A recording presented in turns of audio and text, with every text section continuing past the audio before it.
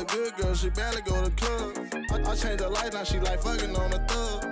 Bitch bad, I'm on the skin just like Doug. I told her she my light, I'm tryna leave it on the bus. Got a bad bitch in my ride. Yes, sir. Rolling on a rock. Yes, sir. And you can see it in her. Hey y'all, welcome to our channel. We're the Watsons. I'm Juneay. I'm Mike. So in this episode, we are going to give you all an update about what's been going on, and then we're going to have 3 questions for each other so we can get into this episode. But before we get started, make sure y'all like, comment, share, and subscribe. And if you haven't already, please make sure you turn your post notifications on to stay tapped in with us. Hey babe, I got a question. Okay. What are, in your opinion, some pro tips for people that are handling communication issues? That's a good question. On one, because I'm not gonna sit in front like we have communication down packed, like we know everything. We know how to properly like converse with each other in like even like comprehension. But I think that word right there is a big thing. Just learning how to properly like understand and comprehend. Giving that person a platform to like be great, to understand. Because as we've discovered, you know, like some people don't like to put like gender or sex into things, which people that they start to mix up the biological make into a person. But I'm not too versed when it comes to emotional communication. Like my first thing is when we talk is to have like a logical take on it. So I think I just would tell like people like if you are, you know, a woman, your man is having a hard time, like just try to break it down and just continue trying, you know, like, because breaking down like I don't want to talk no more, that's just not a thing, because then what's gonna happen is you go stop wanting to talk and he just not gonna talk, and then it's gonna be a revolving door of just like non-communication. And then the same thing for like men to like your significant other, like your woman, like give her that area of like, and try to be more emotionally understanding, you know. I'm working on it myself right now, being more emotional, like understanding. Like it's a difference being emotionally vulnerable, and like I guess having a emotional communication skill or like or technique or characteristic, whatever you want to call it. So I think that's probably like the key thing. Like just give that person that chance to be great in that moment. Like, and what that means, the trial and error. Like each his own, which means everybody's relationship is different. Like what works for us is not gonna work for everybody else. But I think that like we give ourselves like that opportunity, or we try to give ourselves those opportunities to like understand from our like communication preferences.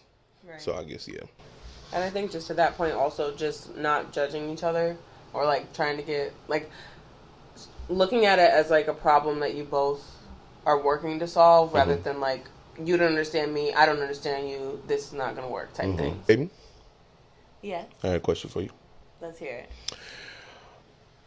So, hold on. First, your first question was actually like one of my questions. Oh, really? So maybe we only have 5, y'all. It's because when we saw that video, how frustrating can it be when I don't understand your way of communicating? Oof. I think I'm going to start by saying that sometimes it is more of like a trigger than it is like frustrating. And that's still something that I have to unpack. For me, it can be somewhat of a feeling of frustration, but I think that I sometimes tie it to, oh, I'm not being heard, or I'm not being understood, which isn't the case, because you are nothing like anything I've ever experienced in the best way possible. And you always do your best to see me, to understand me, to listen to me, to hear me out.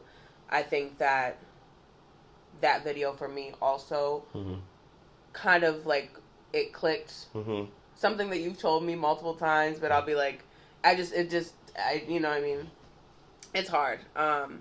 But to that point, the video just kind of reminded me that, like, okay, you still have to meet him halfway. And prior to that, I don't think I have. Like, even today in the mall, right?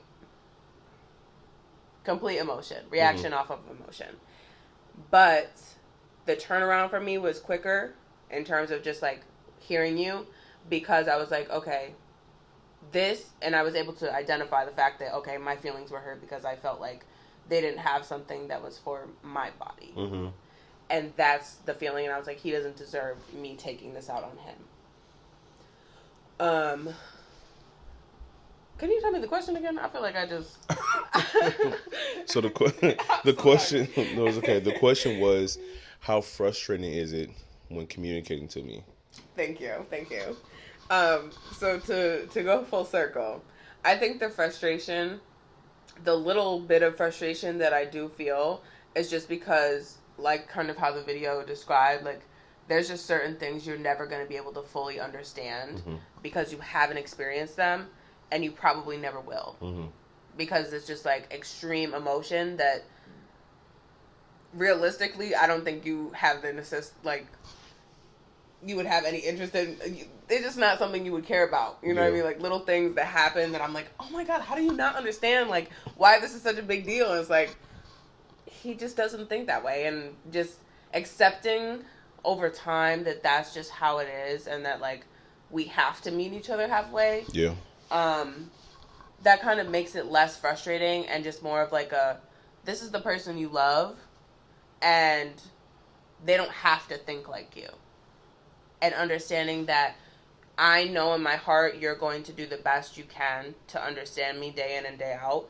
That's really what matters. And moving forward, that's kind of like what's been helping me just let go of those, like, frustrations. So, yeah.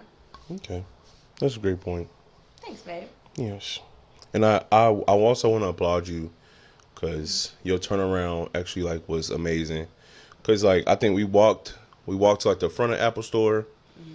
And then, you know, like, I think you were just processing in a moment. Like, or still just, like, you know, like, feeling how you wanted to feel.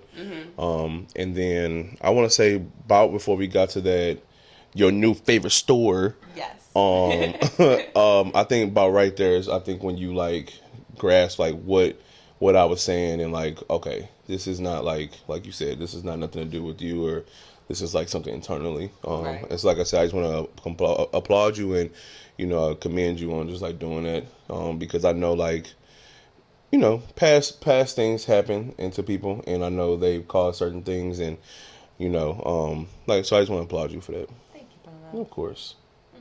I love this man, y'all. I swear to God. Hey, baby. Hey. I got a question. Okay. What is one of your favorite or, like, most memorable memories that we have together thus far?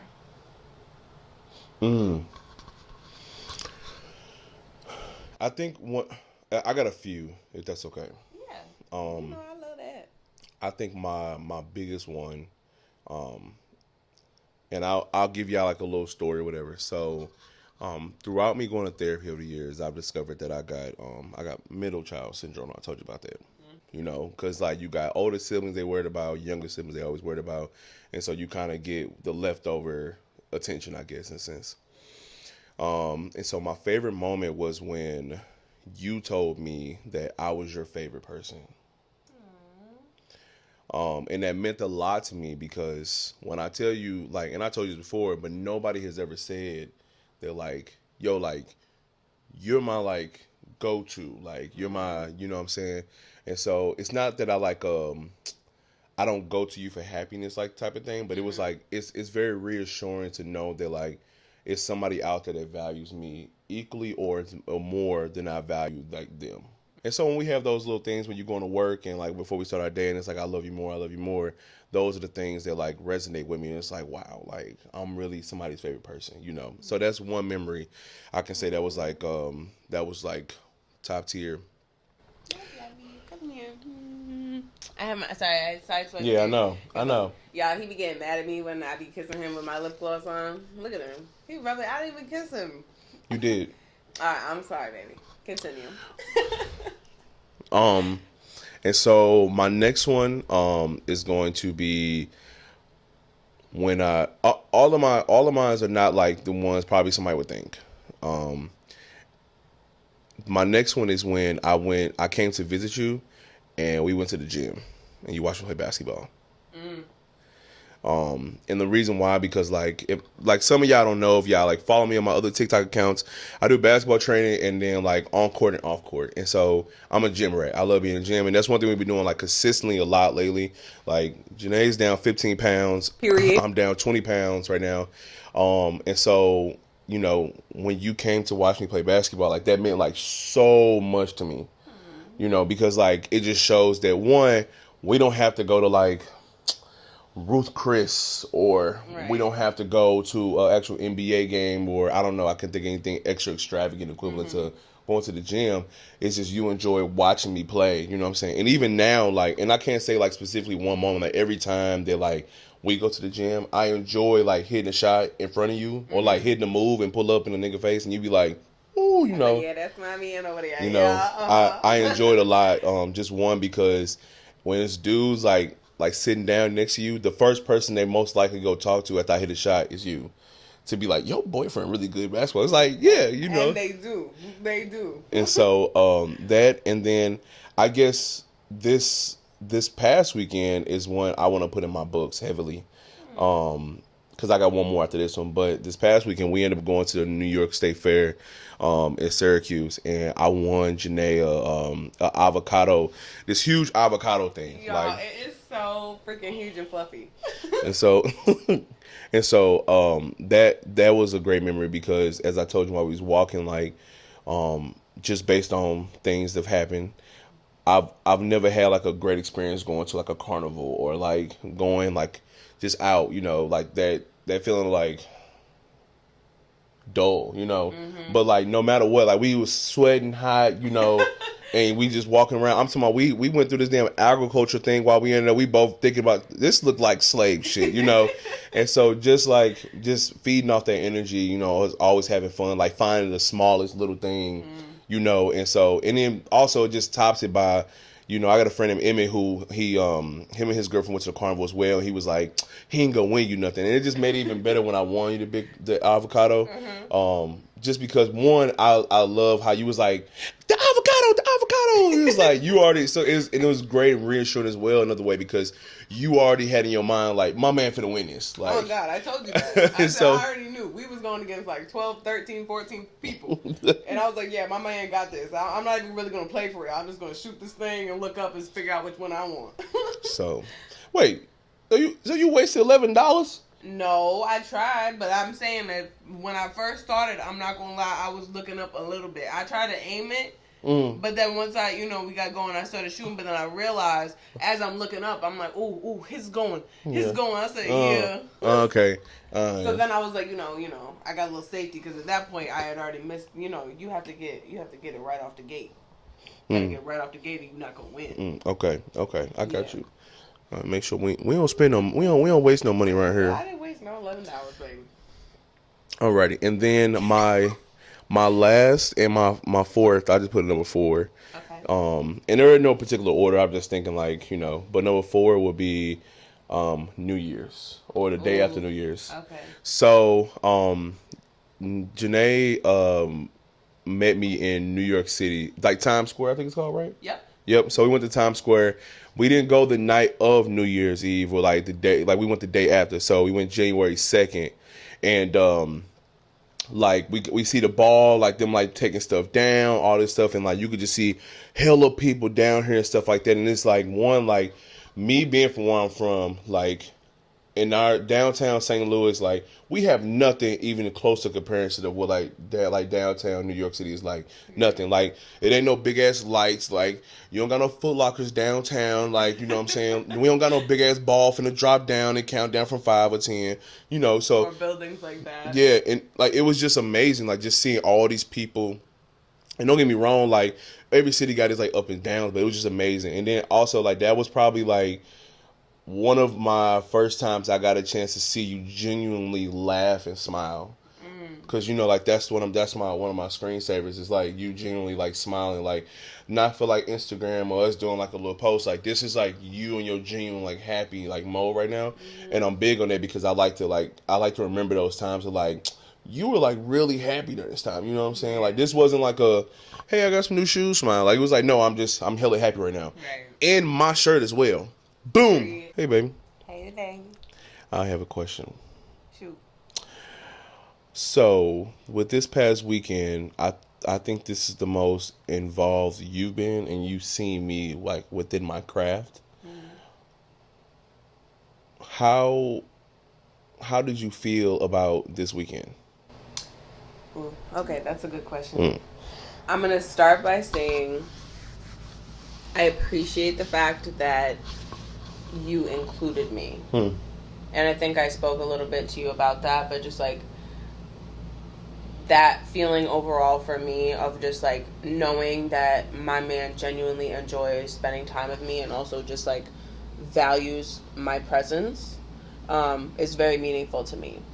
Beyond that, it was so dope to like see you just take charge and really just get in, I don't know what to call it, like in your grind mode. Like that was tough. I appreciate being there, being able to like be your videographer and like just seeing you in your element and letting loose like your passion. And seeing you as a trainer is completely different than like as a player. Like seeing you as a trainer was very interesting to me because like I've seen like your videos and stuff, but I haven't really been present for you training yet. So seeing you train was like, because I mean you train me, but training basketball, yeah, that's tough. That's tough. And it was interesting to me too, seeing how they looked up to you and seeing how your simple like tweaks or like comments or whatever you want to call it literally changed their game like in seconds. That was really, really incredible. And I just, you know me, I'm not passionate about basketball, but I enjoy basketball and I enjoy watching you play. I enjoy watching you like teach it. So this was a really great experience. And also just like I was telling you in the car, like getting away from our like norm, but also being able to like maintain our routine was really nice. And also I think for me too, like seeing you train Emmett in the gym and like being like, okay, this is kind of like what I go through, but like on a whole different scale. Like, and it's also just interesting to me, or just I guess fascinating, like not fascinating, I don't know what the word is, but I'm gonna say impressive to see how much information you know about like basketball and how workouts pertain to basketball. Because it's one thing to be like, oh, you could do bicep curls for your bicep and be like, okay, this isometric workout is going to relate to this specific move in basketball. Like that is very impressive to me and I'm so proud of you. Thank you. And also just, I'm so excited to see your first like sit down podcast in person. Oh yeah. Yes. Well, the most recent one. Yeah. You know, you have other ones, but I'm very excited. But yeah, I'm just overall just proud of you, baby.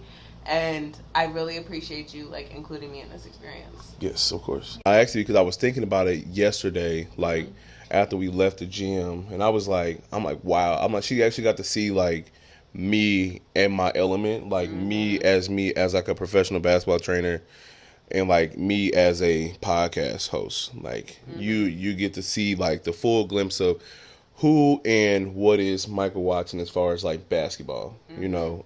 And so yeah, I was very intrigued. And yeah, this good. I love this me. Oh. I love you so much. me too. Hey, handsome, sexy boyfriend. Hey, beautiful, sexy girlfriend. I got a question for you. Okay. How has this relationship changed your overall perspective, if it has at all? Are you asking like just in life in general, or?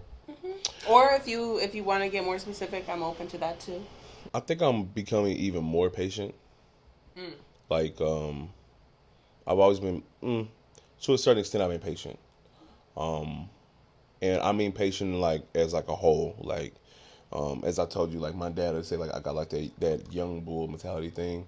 Even things like that, like I'm not so like easily like to get upset.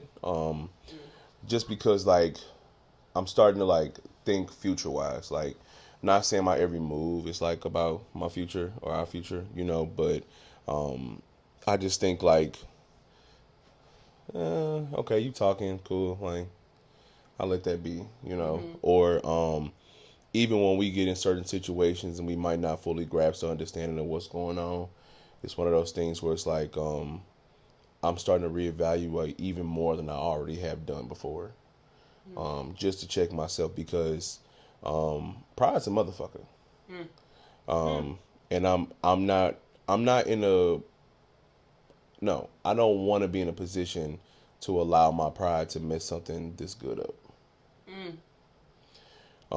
So I don't want to be the egotistical, super prideful, Randy Macho Man ass nigga. Like, Right. I'd rather like, okay, I fucked up because at the end of the day, this is a two-way streak, a two-way road, whatever you want to call it. Right. Which means like I don't want to neglect how you feel. You know, so I think it changed me in that way. Um, I'm closer to God now. Wherever that is, I'm closer to God. Okay. You know, because a few times that I prayed and asked for something where I received something. And in this moment I received something not only did I want, but I feel like I needed. Um yeah, that's probably something like that's I don't want to go too deep in that because you know religion's like its own spectrum and everything, but um I'll give y'all like a little insider. Like I literally prayed for Juneay. Like I prayed for Juneay. And so having that prayer answered made it things a lot easier for me. Just because also I think my perspective on just like who I am and what I'm doing and my purpose has become like more vivid. Because it's easy to be in a relationship and you say like, oh, I support you, right? Right.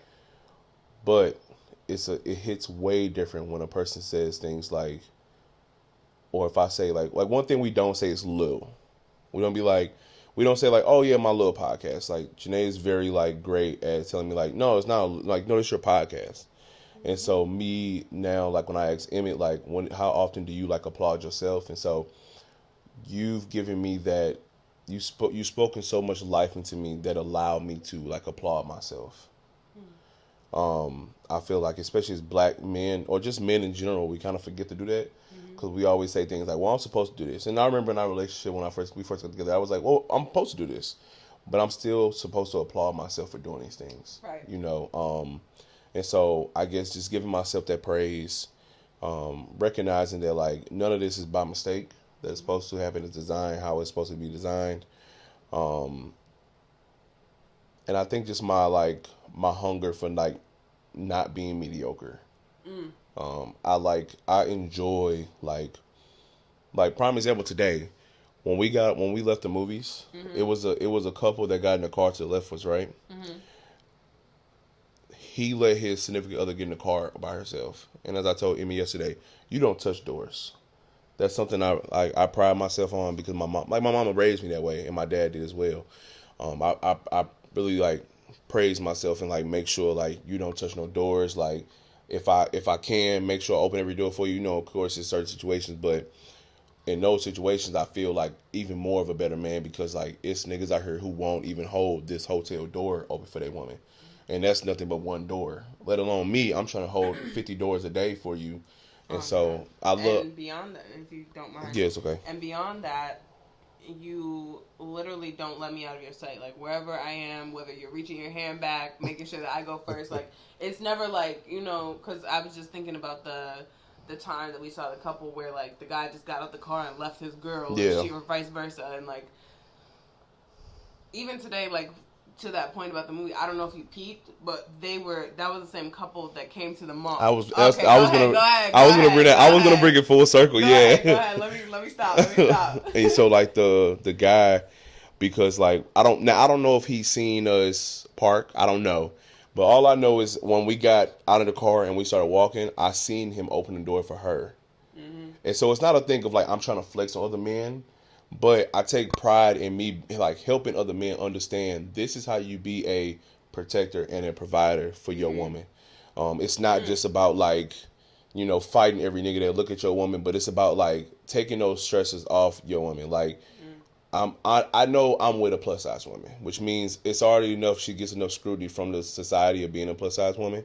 And so, you know what? I can make this easy on you. Like when you come home, like, and I'm not saying I do it every day, but washing the dishes, you know, or cooking for you, packing your lunch, you know. With a note. You know, little stuff like that I feel like can make a person's day go a little more smoothly than it needs to. So those are ways that being with you like has changed my perspective.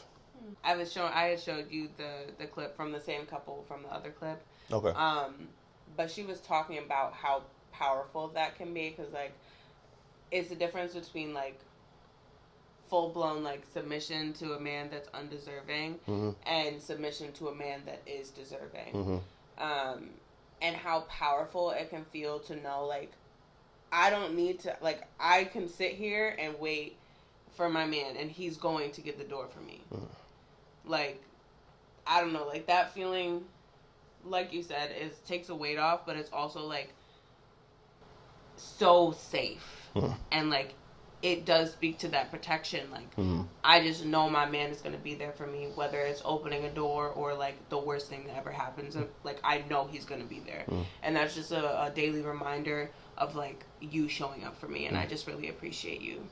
For sure. Yeah. Hey, beautiful sexy girlfriend. Hey, handsome sexy boyfriend. I have a question. Shoot. So from the time that we first had sex to now, better, same, or worse? Better. It's about to get graphic, y'all. If you under the age of 18, please log off now. For starters, it was great when we started. It was great when we started. I'm gonna leave it right there. Obviously, we've gotten to know each other. We care about each other. We love each other. Yes. So like, and you are a giver and a pleaser. So off rip, like that was such a turn on, because you always take your time with me. You always make sure I get at least 2, 3, 4 off the rip. And then add 10 more on there. And then, I would say like it came in stages for me in terms of like it getting from like great to phenomenal, because I was still dealing with some of my own like trauma in the bedroom. So there were some things that like would happen and I would be like, oh my God, he doesn't like me, or oh my God, like what is happening? But I had to get used to the feeling of like, you deserve this. Like you deserve to be taken care of. You deserve to be pleased. And I appreciate you for that. I definitely appreciate you for that. Okay, so I'm gonna start with your head game. Fire. Fire. This right here.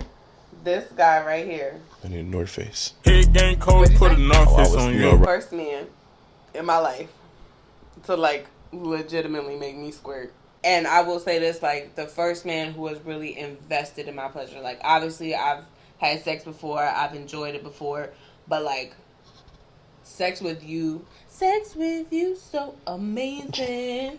Yeah, because like you just take your time, like, and that's one thing that I love. And you've also encouraged me to just be more confident and allowing me the space to like explore certain things and just like get back that like self-esteem and sexiness that I lost in previous situations. I'm a 1 minute man, y'all. Yeah, he don't last. Y'all don't want him, I promise. Nah, I'm gonna keep it a whole being. Like, my baby really does this. Like, my baby really does this. And I also appreciate your spontaneity and like that you match that with me. Like, My what? your spontaneity, like spontaneous. Oh, okay. Spontaneity. Okay. Yeah, that's like. Okay. Yeah. Just like the fact that you have put me on game about different things that I can do, that we can do, different positions, different angles, and he got the goods. So it's like, all my plus size baddies out there, y'all know what I'm talking about. Like, there's only so much you can do with like you're well endowed. Okay. Okay. And that is also, as a plus size woman, makes our sex even greater. Because, I forget the lyric, Mike said, ride it to the tip top. And like, it's there, you know what I mean? Like, it's not going nowhere. Yeah. And I appreciate that. Yeah. Yeah, I love that. Yeah. But yeah, overall, I just love the way you talk to me. I love the way that, like, the dominance or the submission that I feel like I was talking more so about your dominance over me. And it's not like a, come here, bitch, I'm gonna slut you out. Like, it's like, I'm taking charge of you. Oh, you need a minute back? No, it's okay. I just wasn't expecting that. It's like, I'm taking charge of your pleasure right now, and I need you to sit back and let me do this. And that is, oh my God, like, that does it for me every time, baby. Every time.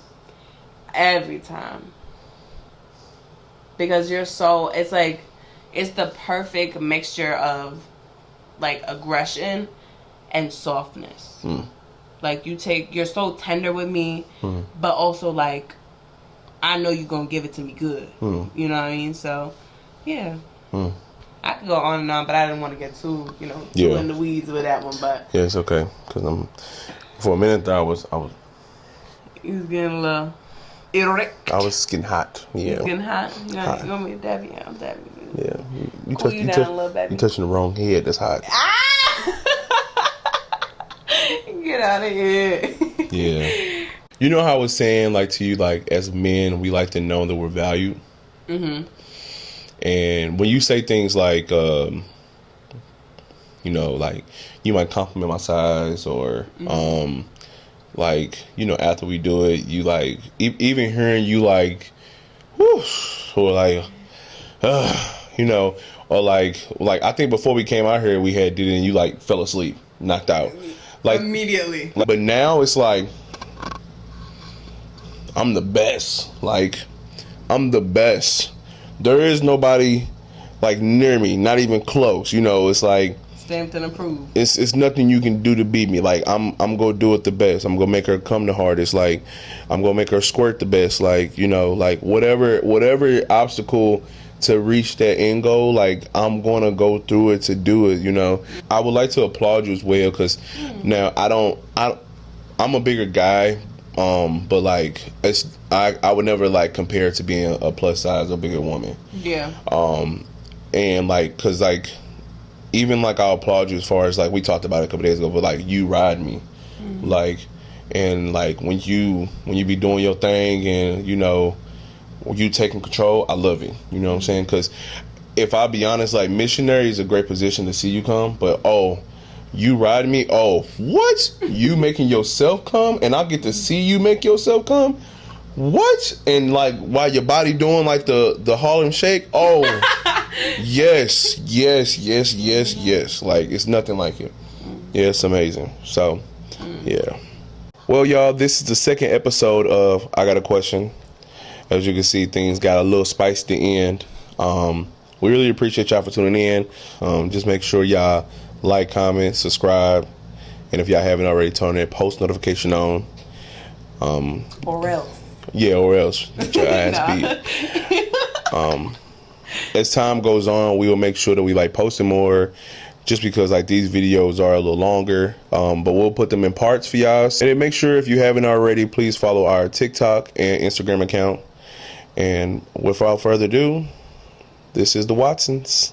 Bye, y'all. Bye. Mic drop. She was a good girl, she barely go to club. I changed her life.